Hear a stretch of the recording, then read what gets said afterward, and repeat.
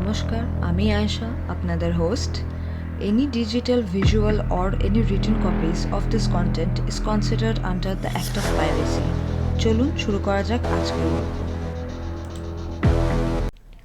নমস্কার, বাঙালি ও গল্পকথন চ্যানেলে আপনাদের স্বাগতম. আজকের গল্পের নাম নরভক্ষক, পর্ব 2.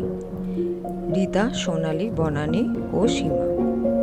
সীমা ফোন করে বলে দিল রীতাকে আজ সে আর ফিরবে না.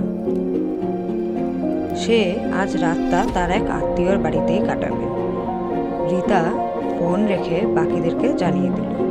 সোনালি বিবাহিত, 3 দিন পরেই তার মেন চাকরির পরীক্ষা. শ্বশুর বাড়ির লোক তাড়া দিচ্ছে বাড়ির বউ যাতে ভালোয় তাড়াতাড়ি বাড়ি ফিরে আসে.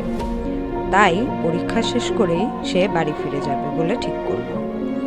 তার মধ্যেই শুরু হয়েছে আতঙ্ক এই হোস্টেলে গত 3 মাস ধরে.